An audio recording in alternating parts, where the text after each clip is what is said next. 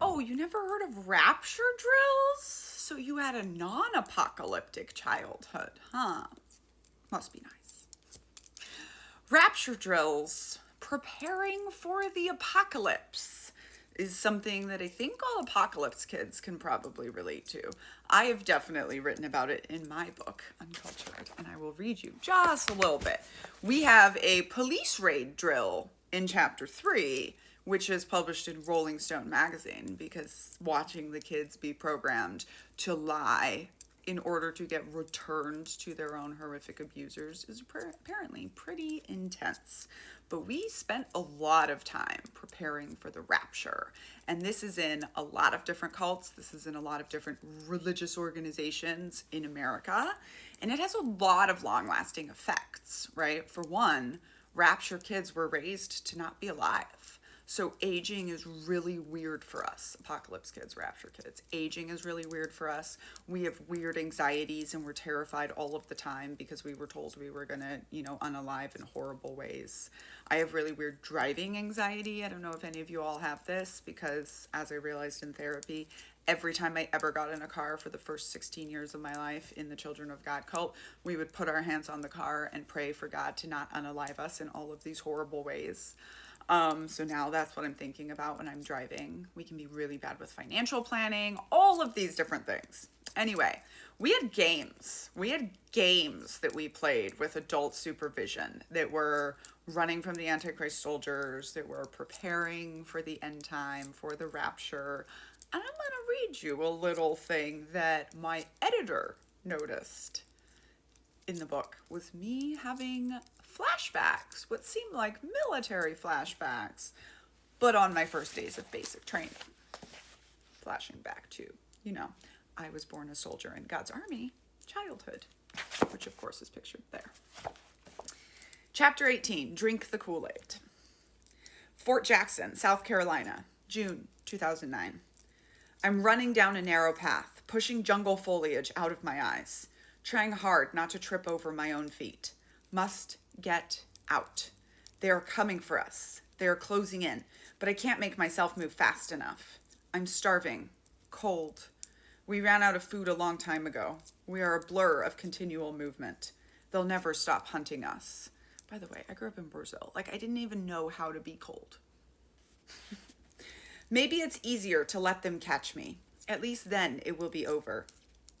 I hear the heavy stomps of boots behind me. The choice has been made. I stop running. 2 hands grab my arms and spin me around. I can't see my friends anywhere. I pray they got away. The cold metal barrel of a gun shoves into my ribs. I glance down and I'm surprised at how much it looks like a toy. I know what comes next. Isolations, beatings, torture, grape. It's time to suffer. I've prepared for this my whole life. So why do I still feel so scared? I won't escape. They will unalive me soon. I know this fact the way I know the sun rises in the east and sets in the west. I've been preparing for this moment my whole life. I only need to stay true to my faith. The Antichrist and his minions fear us. They hate our conviction, but God is on our side. It's my destiny to become a martyr for God. It's time to make my final stand, to take some of them with me as I show his awesome power. I will be lucky if I am murdered for my faith today. Everyone will know I am the chosen one. Maybe I am Heaven's Girl, after all. And there's a chapter called Heaven's Girl, which is chapter 5, which you need whiskey to survive. And it's a bit of a crazy illusion there. Through paper-thin eyelids, I see the sharp beam of a flashlight. Suddenly, wide awake, I hear the voice yelling, "Reveille." My mind flails around as I scramble to my feet, feeling along the edge of my hard, thin bunk to find my own flashlight, stashed where I'd staged it the night before. Am I in the children's dorms? Where's my flea bag? Is this a drill or the real thing? No. Hands find my assault rifle, placed safely in place at the foot of my bed. No, this is a different kind of bunkhouse. This is a different kind of waking before dawn and quick dressing in the dark, a different surge of adrenaline and fear. Today we would run through the woods so black I couldn't tell day from night, punctuated by the eerie bobbing of little red forehead flashlights. Rather than trying to evade the Antichrist soldiers, we'd jump over logs and try to avoid capture by our own drill sergeants. Instead of the Grecian tunics and strappy sandals of my dreams and the illustrated instructions I'd memorized from my youth, I'd march in my new tan boots, still painfully not broken in, wearing army fatigues much too big for my hungry 100-pound frame. The smell of the recruits beside me was an acrid combination of fear and bravado. It's not that we wanted to unalive, but we weren't against the idea either. If it came to it, we'd unalive willingly enough, throwing ourselves in front of bullets for our buddies, on top of live grenades for our country, sacrificing ourselves for patriotism and honor, martyrs for our cause, for the words and ideals shouted at us each day. At least, that's what we're here to learn. I knew, as we were programmed to live and breathe Army. This was my new life, for better or for worse, in U.S. Army basic training.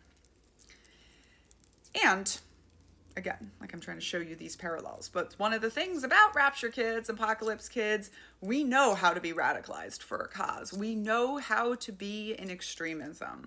It did not surprise me to find out that Aaron Bushnell, who self-immolated in protest for Palestine, grew up in a commune and then was in the United States Air Force, right? Standing there yelling the creed while being immolated, like, that is such a cult baby thing to do. Not coming down on either side of it, just commenting on the cult babiness of it, right? It's easy to go from the idea of giving your life for Jesus to giving your life for America. The yelling broke through the fuzz in my head. Time to get in line, to march into the dark woods, to start training. If there's one thing that characterizes basic training, it's the yelling.